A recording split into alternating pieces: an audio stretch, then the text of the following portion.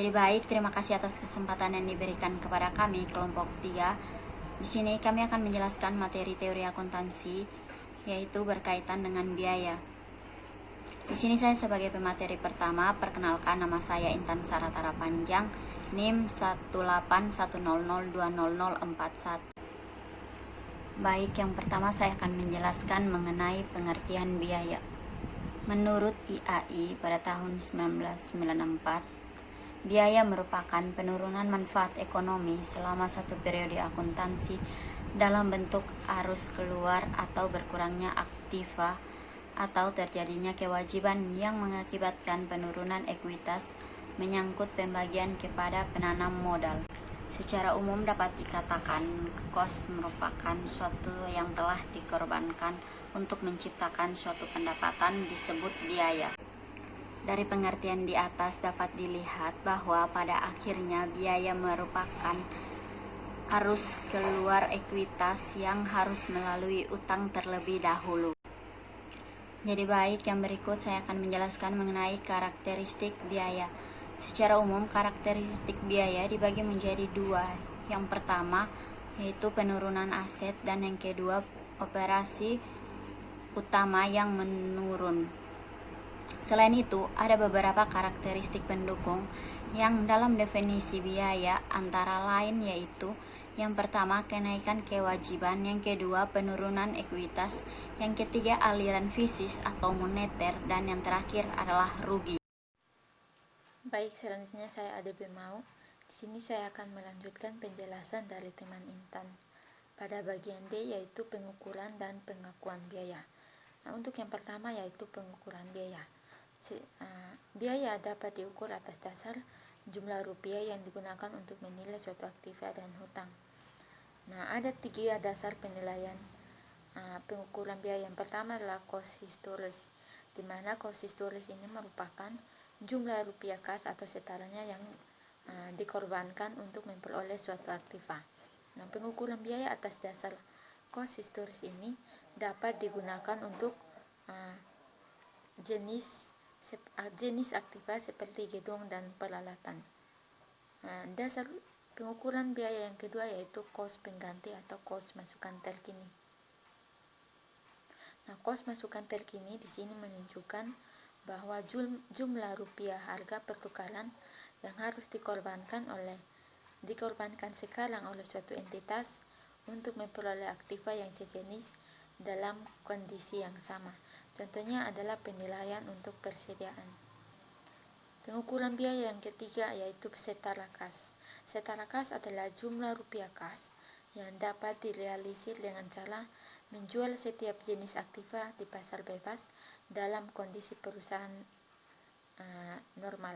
Nah, nilai ini biasanya didasarkan pada catatan harga pasar barang bebas yang sejenis dalam kondisi yang sama.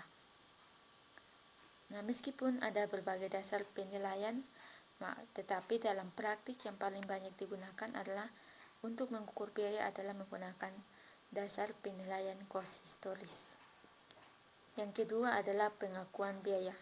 Pada dasarnya, cost memiliki 2 kedudukan yang penting. Yang pertama adalah sebagai aktiva dan yang kedua sebagai pendapatan atau biaya.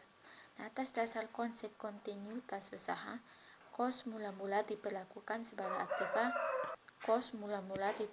diperlakukan sebagai aktiva, kemudian baru diperlakukan sebagai pengurang pendapatan atau contohnya kos persediaan itu pada awalnya dicatat atau diakui sebagai aktiva.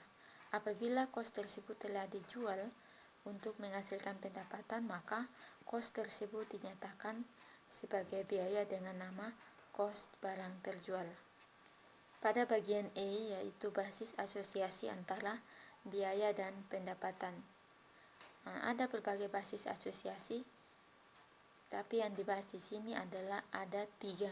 Yang pertama adalah asosiasi sebab akibat, yang kedua alokasi sistematik dan rasional, dan yang ketiga adalah pembebanan arbitrer.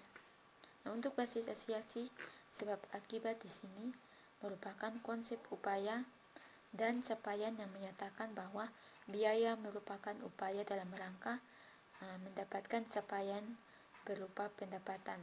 Ini berarti bahwa oleh karena itu, basis penandingan yang paling tidak masuk akal adalah sebab akibat, walaupun basis ini lebih merupakan asumsi daripada kenyataan karena dalam banyak hal sulit dibuktikan secara meyakinkan bahwa biaya dapat menyebabkan pendapat.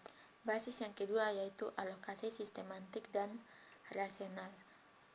Alokasi sistematik dan rasional merupakan proses penandingan dengan periode sebagai penakar pendapatan dan biaya. Proses ini sering disebut penandingan periode. Dalam pengakuan biaya, dapat diasumsikan bahwa yang menerima manfaat dari potensi jasa adalah periode, bukan produk. Basis yang ketiga adalah pembebanan arbitrer. Dalam hal ini bahwa untuk menunda pembebanan kos untuk mencapai penandingan sebab akibat dan juga tidak ada dasar alokasi yang layak, suatu kos biasanya akan langsung dibebankan dalam periode terjadinya. Ini berarti bahwa kos ditandingkan dengan pendapatan secara arbitrer. Nah, penandingan arbitrer tidak selalu berkaitan dengan pengakuan rugi. Nah, kos suatu potensi jasa akan segera diakui sebagai biaya atau rugi kalau terbukti bahwa manfaat ekonomiknya menjadi berkurang. Pada bagian F yaitu hubungan kos dan biaya.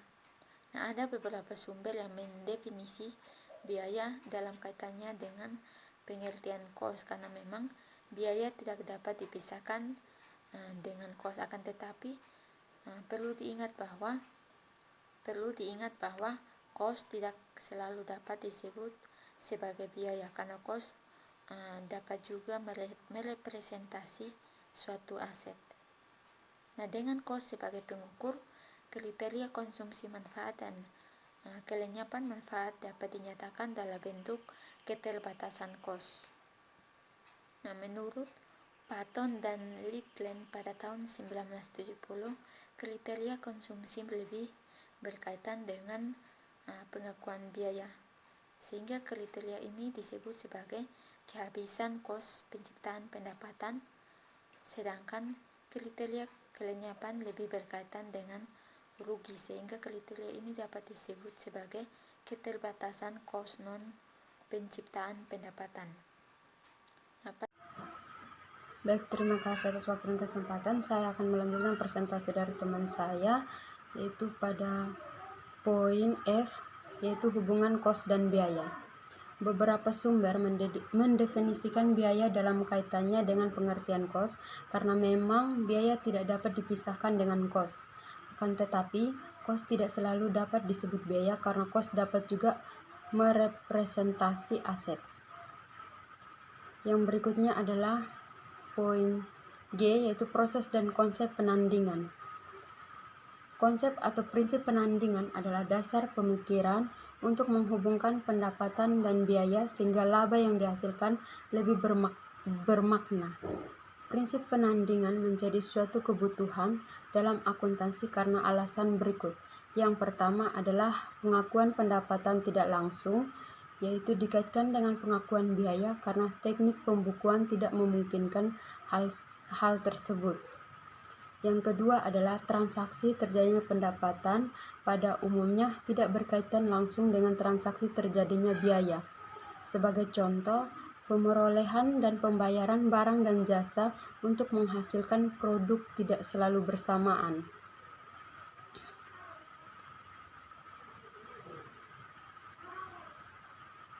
Proses dan konsep penandingan yang tepat harus didasarkan pada dua kelayakan. Yang pertama adalah kelayakan ekonomi dan bukan fisik. Memang penandingan menuntut identifikasi konsumsi manfaat aset atau jasa secara fisik, tetapi nilai aset atau jasa yang dikonsumsi juga harus ditentukan secara tepat dengan memperhatikan kondisi yang melingkupinya. Yang poin yang berikut adalah menandingkan bukan mengkompensasi adalah biaya komisi penjualan, biaya angkutan pengiriman barang, dan biaya-biaya lain yang bersangkutan dengan transaksi penjualan dikurangkan langsung terhadap hasil penjualan, dan biaya jumlah rupiah netonya dicatat dalam akun penjualan dan penjualan dilaporkan sebesar jumlah netonya. Sekian dan terima kasih.